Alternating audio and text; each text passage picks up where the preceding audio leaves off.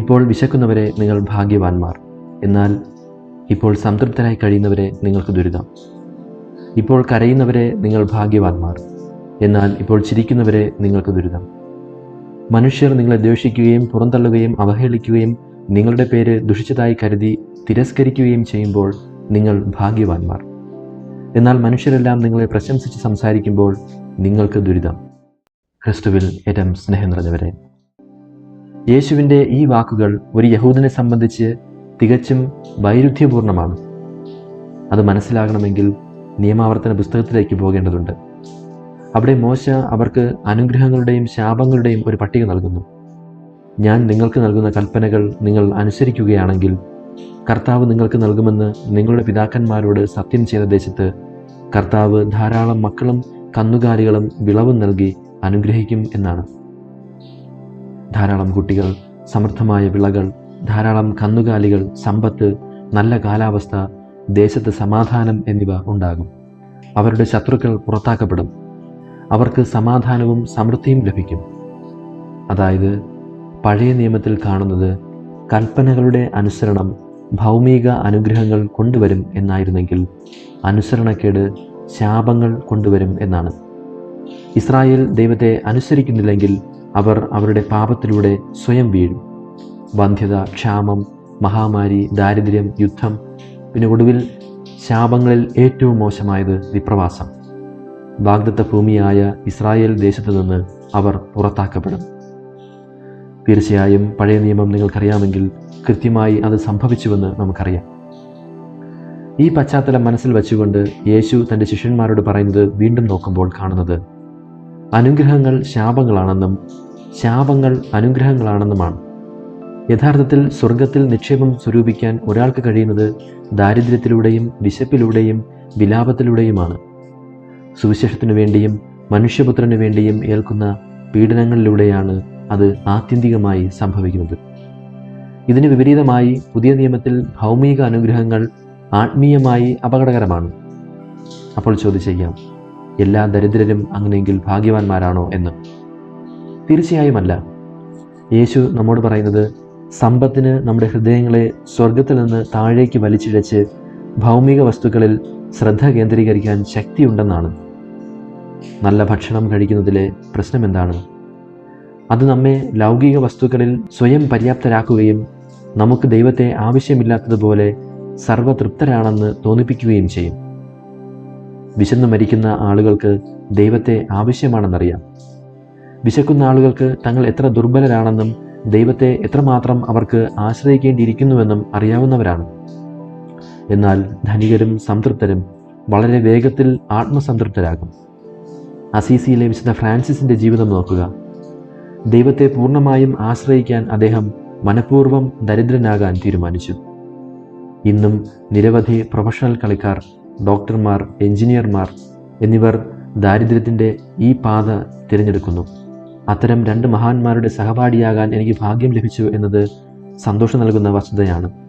ഒരാൾ പ്രശസ്ത സ്ലൊവേക്യൻ violinist അന്ത്രൈ Mattis, മറ്റൊരാൾ കേരളത്തിൽ പ്രൊഫഷണൽ എഞ്ചിനീയർ രജീഷ് രാജൻ.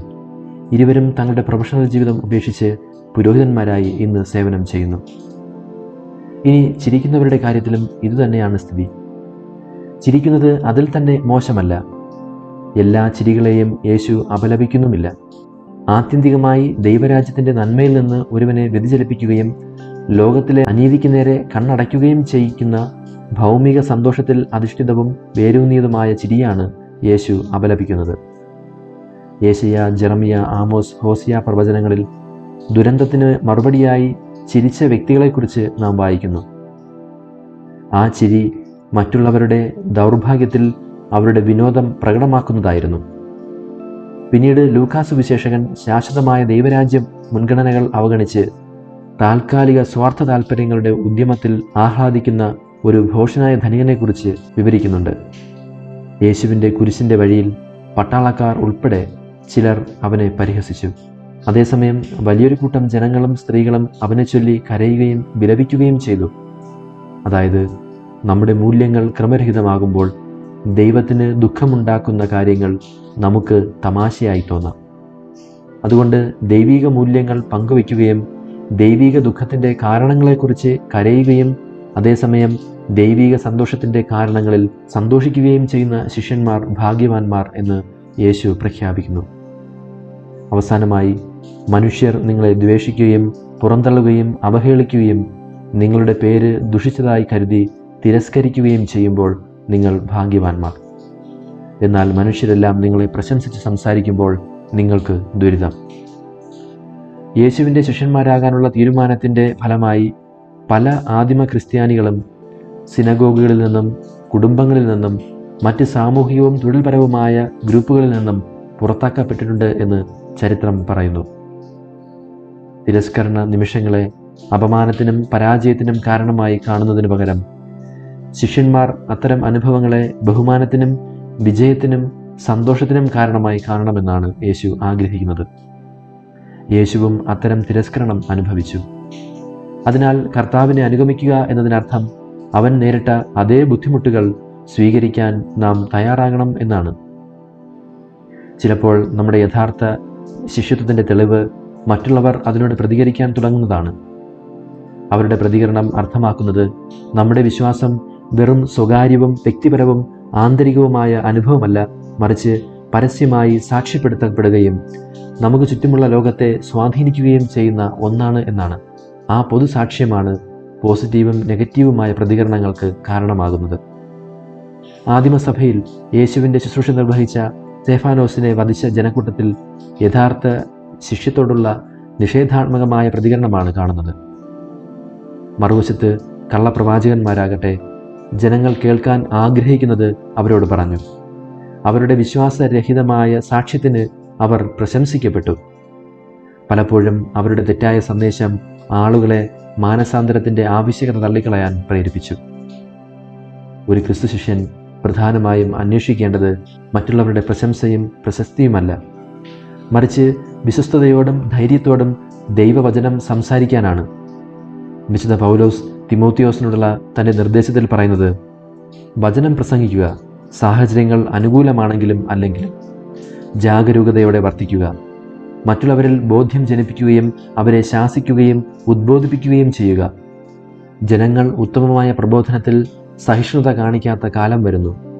കേൾവിക്ക് ഇമ്പമുള്ളവയിൽ ആവേശം കൊള്ളുകയാൽ അവർ തങ്ങളുടെ അഭിരുചിക്ക് ചേർന്ന പ്രബോധകരെ വിളിച്ചുകൂട്ടും.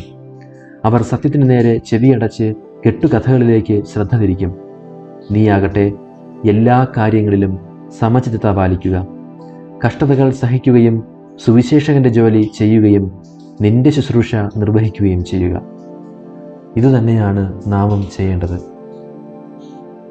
പ്രിയപ്പെട്ടവരെ, എല്ലാ അഷ്ടസൗഭാഗ്യങ്ങളും പൂർണ്ണമായി കാണാൻ കഴിയുന്നത് എല്ലാ ദേവാലയങ്ങളുടെയും മധ്യത്തിൽ സ്ഥാപിച്ചിരിക്കുന്ന കുരിശിലാണ്. ശപിക്കപ്പെട്ടവനെ പോലെ കാണപ്പെടുന്ന ദരിദ്രനായ, ഒന്നുമില്ലാത്ത, വിലപിക്കുന്ന, എല്ലാം അപഹരിക്കപ്പെട്ട, പീഡിപ്പിക്കപ്പെട്ട യേശുവിലൂടെയാണ് അനുഗ്രഹങ്ങളുടെ അനുഗ്രഹമായ ദൈവരാജ്യം ഈ ലോകത്ത് സംസ്ഥാപിതമായത്. ലോകത്തെല്ലാവരിലും വെച്ച് ഏറ്റവും അനുഗ്രഹീതനായ മനുഷ്യനാണ് അവിടുന്ന്. അതുകൊണ്ട് അഷ്ടസൗഭാഗ്യങ്ങൾ നമ്മോട് ആവശ്യപ്പെടുന്നത് ഭൗമിക വസ്തുക്കളിൽ നിന്നുള്ള പൂർണ്ണമായ വേർപിരിയലും ദൈവത്തിലുള്ള പൂർണ്ണമായ ആശ്രയവുമാണ്.